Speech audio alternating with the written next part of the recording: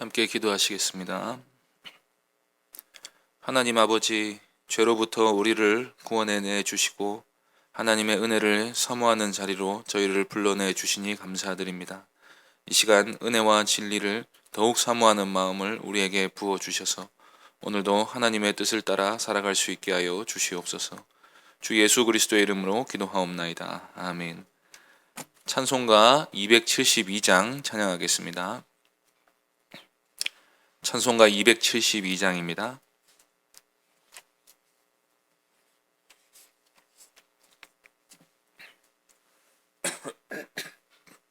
찬송가 272장 함께 찬송하겠습니다. 고통의 멍에 벗으려고 예수께로 나갑니다.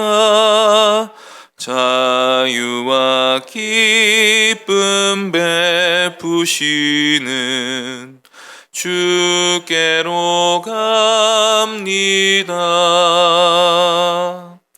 병든 내 몸이 튼튼하고 빈궁한 삶이 부해지며 죄악을 벗어버리려고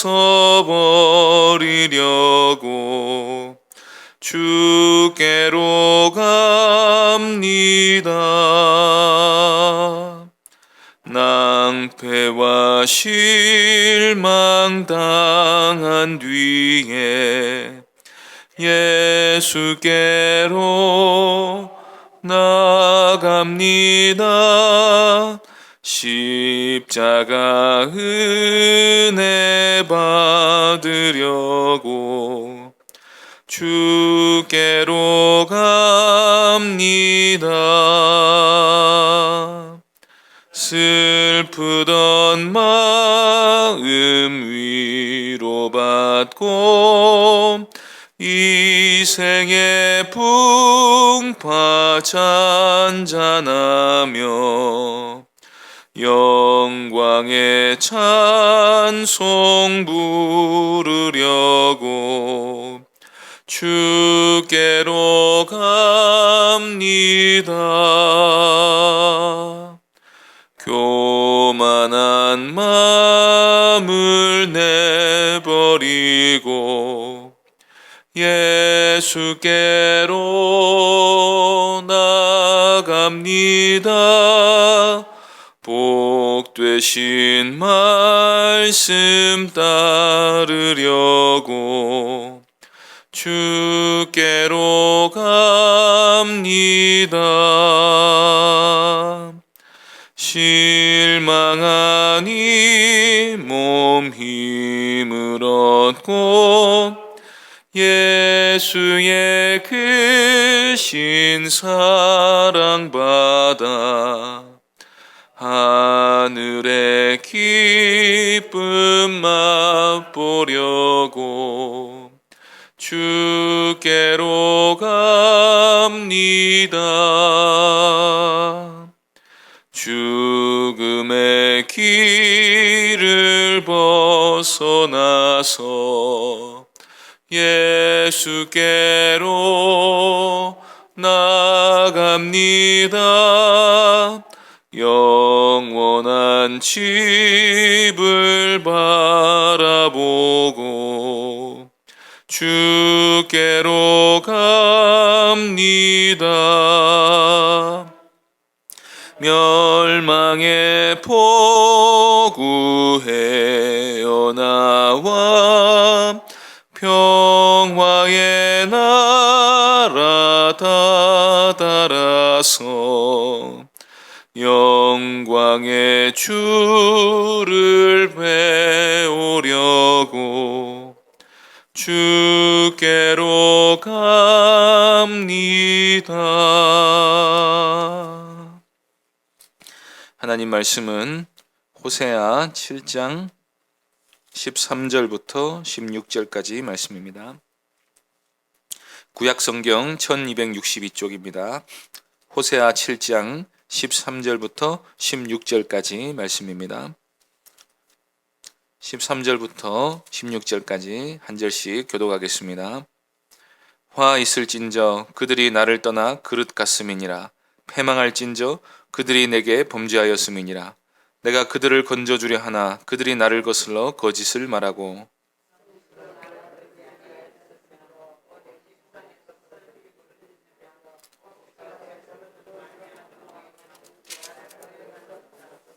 내가 그들 팔을 연습시켜 힘있게 하였으나 그들은 내게 대하여 악을 꾀하는도다.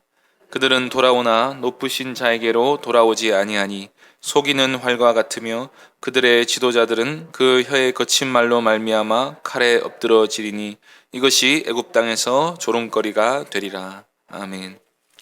이 시간 나를 떠나 그릇 같음이니라는 제목으로 하나님 말씀 전하겠습니다. 자녀를 애써 길렀는데 그 자녀가 부모를 무시하고 대들면 부모의 마음은 찢어지게 됩니다. 그 정도가 아니라 부모를 폭행하고 심지어 존속 살인을 저지르는 이야기를 오늘날 뉴스에서 우리가 심심찮게 자주 봅니다. 몇 년 전에 게임 중독에 빠져 있는 아들을 아버지가 꾸짖자 아들이 분노해서 집안에 있는 흉기를 들고 수차례 찔러 죽게 한 적이 있었습니다. 이런 일이 생각보다 자주 있습니다. 낳아서 먹여서 수발 다 들고 아프면 병원 데려가서 치료해주고 하면서 지극정성으로 길러서 튼튼하게 길러놨더니 그 힘으로 부모를 폭행하고 죽이는 폐륜죄를 볼 때에 우리 마음에 어떤 감정이 생깁니까? 그런데 사람이 하나님을 거역하는 죄가 꼭 그런 폐륜죄와 같다는 것입니다.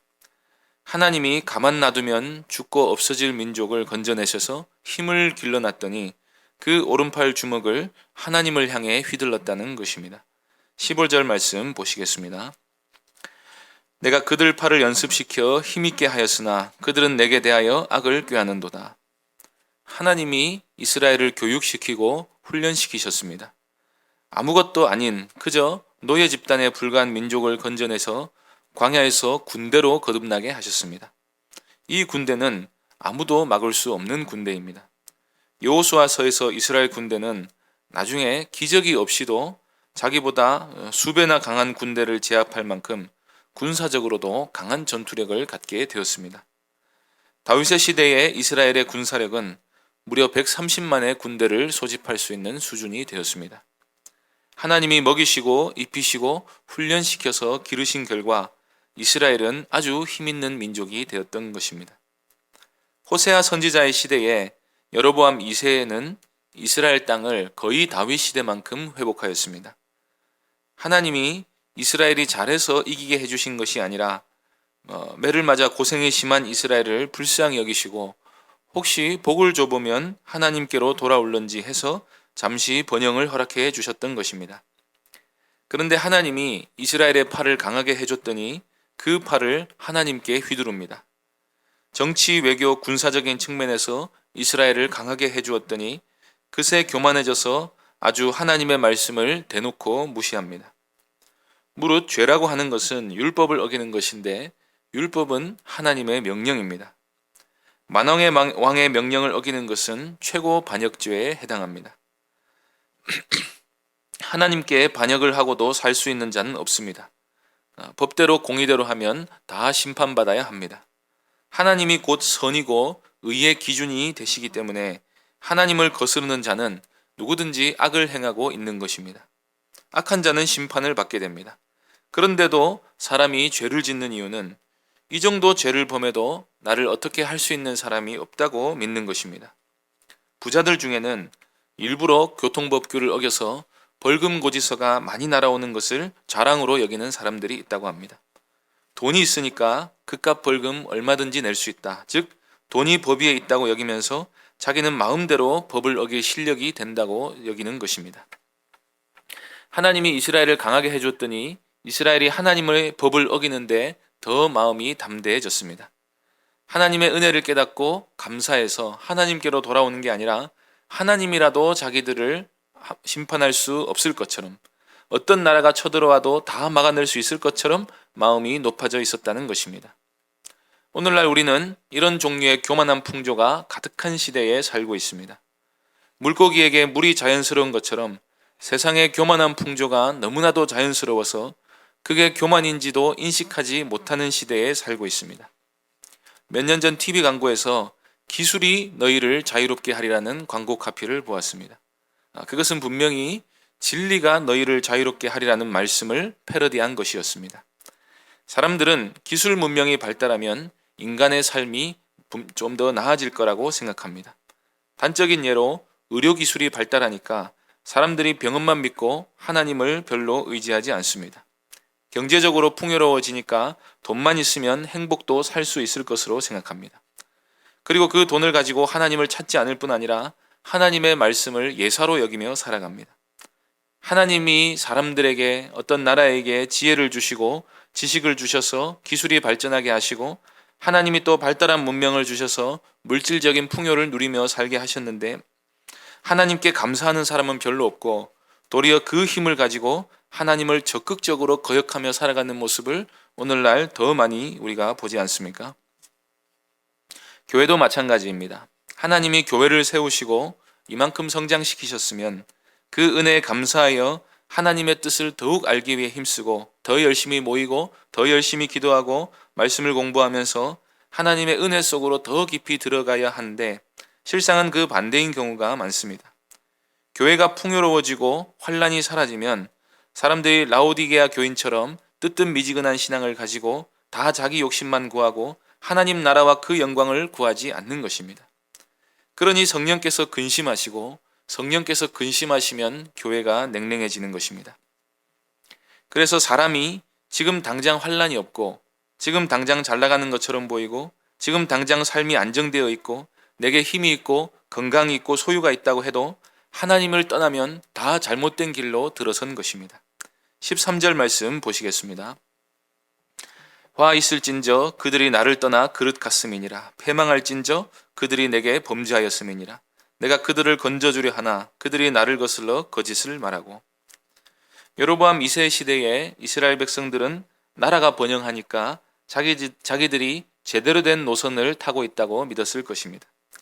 사람들이 일반적으로 현재 잘 나가면 바른 길 위에 있다고 생각합니다. 신앙이 있으면 사람이 자기에게 신앙이 있으면 물질적 풍요를 누린다 할지라도 영적인 가난함과 목마름을 느끼고 내가 잘못된 길로 가고 있지는 않은지를 항상 점검하는 법입니다. 돈이 있고 건강도 있고 여가도 있고 자녀가 착실하게 잘 살고 있고 주변에 별 환란이 없다 할지라도 그 풍요 때문에 내가 하나님께 대한 열심이 식어 있으면 그 자신의 모습을 보면서 슬퍼하는 게 신자입니다. 그런데 북이스라엘은 하나님을 아주 떠나 있으면서도 자기 길이 바른 줄로 압니다. 그래서 호세아 선지자는 그 길이 아니다. 여호와께로 돌아가자. 돌아가야 산다고 외쳤습니다. 사람이 어떤 길로 갈지라도 하나님을 떠나면 그릇된 길로 가는 것입니다. 하나님께로 돌아가는 길만이 유일한 살 길입니다. 하나님께만 생명이 있기 때문입니다. 하나님께로 가야만 의가 있습니다. 의가 없는 곳에는 심판이 있을 뿐입니다. 그래서 하나님은 이스라엘이 망하는 이유를 결국 그들이 하나님을 떠나 범죄했기 때문이라고 말씀하십니다. 죄를 지으면 망합니다. 재산이 수조 원 있어도 망하고 집을 100채를 가지고 있어도 망합니다. 지구를 다 정복해도 하나님을 떠나면 망합니다. 범죄하면 망하는 것입니다. 그래서 하나님이 그들을 건져주시려고 선지자들을 부지런히 보내셨습니다. 지금 잘 나가고 있는 게 결코 잘 나가는 게 아니고 하나님을 떠나서 그릇된 길로 가고 있다는 사실을 선지자를 통해서 알리셨습니다. 그래서 하나님이 은혜를 베푸신다는 사실을 분명히 계시하셨습니다. 그런데 그들이 하나님을 떠나 거짓을 말한다고 하십니다. 무슨 거짓말을 하겠습니까? 지금 우리가 잘 되고 있으니 하나님을 우리가 바르게 섬기고 있다고 거짓말하는 것입니다. 바알을 섬겨도 금송아지를 섬겨도 하나님이 진노하지 않으신다고 말합니다. 지금처럼만 하나님께 열심히 제사 잘 드리고 11조를 잘 바치면 하나님이 기뻐하신다는 것입니다. 이런 말을 누가 가르치겠습니까? 거짓 선지자들, 우상 숭배에 빠져있는 거짓 종교 지도자들이 가르치는 것입니다. 하나님의 말씀에 순종하는 데는 한 줄도 관심이 없으면서 하나님이 우리와 함께 하시니 우리에게 아무런 문제가 있고 형통만이 있을 뿐입니다 라는 거짓말로 사람들로 하여금 하나님을 잘못 믿게 만들고 있습니다. 이런 거짓말만 있을 뿐 아무도 자기를 구원하는 선지자들의 가르침, 진리의 말씀에는 귀를 기울이지 않습니다. 즉 회개하라는 외침에 귀를 기울이지 않았다는 것입니다. 이들이 회개하지 않고 거짓말을 늘어놓는 이유는 이들의 예배가 잘못되었기 때문입니다. 14절 말씀 보겠습니다. 성심으로 나를 부르지 아니하였으며 오직 침상에서 슬피 부르짖으며 곡식과 새 포도주로 말미암아 모이며 나를 거역하는도다. 사람에게는 종교의 씨앗이 다 들어있어서 그 종교심 때문에 반드시 종교를 만들어냅니다. 도움이 필요하면 신에게 구해야 한다는 것이 양심에 새겨져 있는 것입니다. 그런데 문제는 이 양심이 일그러져서 하나님을 구하되 바르게 구하지 않습니다. 하나님이 정하신 대로 예배하지 않고 예배를 변질시켜 버립니다. 하나님을 성심으로 부르지 않습니다. 마음을 다해 하나님을 찾지 않습니다. 하나님이 원하시는 마음을 품지 않습니다. 대신에 침상에서 슬피 부르짖습니다. 그리고 곡식과 새 포도주 때문에 모입니다. 하나님은 그게 하나님을 거역하는 일이라고 하십니다.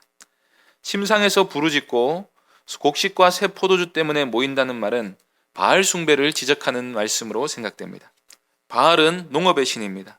그래서 겨울이 되면 죽고 봄이 되면 다시 살아나는 것으로 이해합니다. 그래서 기근의 때에 바알이 죽었다면서 침상에서 슬피 부르짖습니다. 그리고 그 바알을 되살리기 위해 침상에서 음행을 합니다.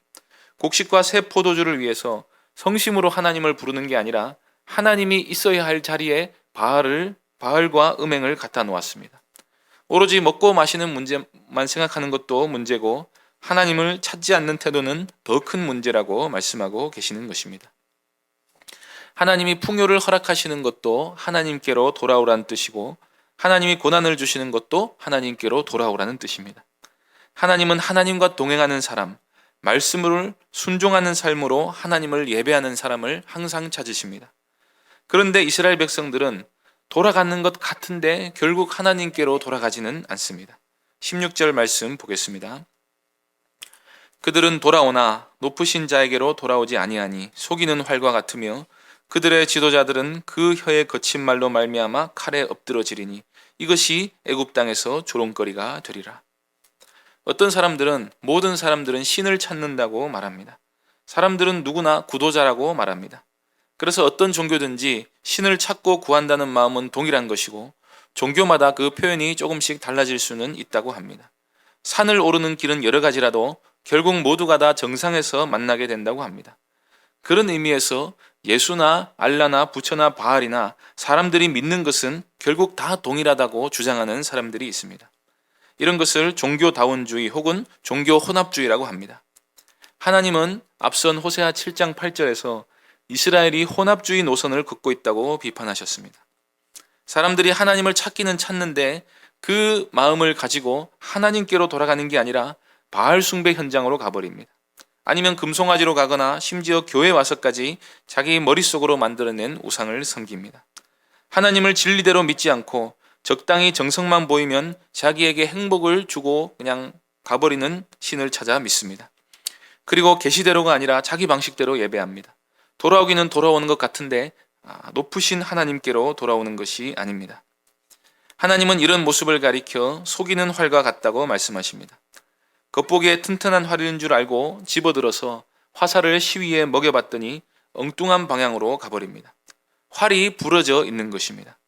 그래서 사용하는 사람이 멀쩡한 활인 줄 알고 썼다가 속았다는 생각이 드는 활처럼 이스라엘이 하나님 보시기에 쓸모없는 존재가 되었다고 하십니다. 하나님이 선지자를 보내서 이스라엘을 돌이키려고 하시면 이스라엘의 종교 지도자들이나 정치 지도자들이 거기에 어떻게든 화답을 합니다. 하나님께로 돌아가자 그러는데 하나님께로 돌아가고 있다고 말합니다. 그래서 더 열심히 우상숭배를 합니다. 그리고 회개하라는 선지자의 입을 거친 말로 막습니다. 그래서 하나님은 그들의 거친 말, 즉 하나님의 말씀을 대적하는 그 혀 때문에 그들이 칼에 맞아 죽게 될 거라고 말씀하셨습니다. 이것이 애굽인들에게 조롱거리가 되리라고 16절 끝에 되어 있습니다. 여호수아 5장에 보면 하나님이 길갈에서 이스라엘에게 할례를 행하신 뒤에 거기서 애굽의 수치를 떠나게 하셨다고 말씀하셨습니다. 애굽 사람들은 히브리 민족이 홍해를 건넌 뒤에 약속의 땅에 들어가지 못하고 광야에서 방황하는 모습을 보고 크게 조롱했습니다. 이제 가나안 정복으로 그 애굽인들의 조롱, 그 수치를 떠나게 하셨다고 했습니다. 그런데 그렇게 하나님이 이스라엘의 힘을 길러주시고 어엿한 나라가 되게 해주셔서 애굽도 함부로 하지 못하는 나라가 되었는데, 이제 범죄함으로 나라가 망하게 되면 다시 애굽의 조롱거리가 될 것이라는 뜻입니다. 하나님께 범죄한 결과는 예전에 조롱받던 비참한 자리로 내쫓김을 당하는 것입니다. 하나님이 길러주신 은혜를 모르고 하나님을 거역하면 은혜 받기 전 상태로 심판을 받습니다. 말씀을 거역하는 것은 반역이자 패륜입니다. 신자는 그런 저주받은 상태로부터 구원받은 사람임을 기억하고 늘 하나님의 은혜에 순종으로 감사를 표현하며 살아가는 모든 귀한 성도님들 되시기를 바랍니다. 기도하겠습니다. 하나님 아버지, 죄에서 우리를 구원하시려고 예수 그리스도를 우리의 이 땅에 보내시고 십자가에 달려 죽게 하사 그 예수 그리스도를 믿는 모든 사람은 죄로부터 벗어나 의에 이르게 하시니 감사드립니다. 하나님 아버지, 우리를 죄 자체로부터 구원하셨다는 사실을 믿고 하나님의 말씀에 늘 순종하며 하나님께서 계시하신 뜻에 따라 살아가는 진리의 자녀들 될 수 있도록 인도하여 주시옵소서. 예수 그리스도의 이름으로 기도하옵나이다. 아멘. 하늘에 계신 우리 아버지여, 이름이 거룩히 여김을 받으시오며 나라의 임하옵시며 뜻이 하늘에서 이룬 것 같이 땅에서도 이루어지이다. 오늘날 우리에게 일용할 양식을 주옵시고 우리가 우리에게 죄 지은 자를 사하여 준 것 같이 우리 죄를 사하여 주옵시고 우리를 시험에 들게 하지 마옵시고 다만 악에서 구하옵소서. 대개 나라와 권세와 영광이 아버지께 영원히 있사옵나이다. 아멘. 이 시간 말씀을 기억하며 기도해 주시고 교회당 건축을 위해 기도해 주시고 또 성탄을 위해 기도하실 때에 예수님을 더 깊이 알게 되는 성탄절이 될 수 있도록 위해서 기도해 주시기 바랍니다. 병중에 있는 여러 연약한 성도들 위해 기도해 주시고 개인적으로 기도하시기 바랍니다.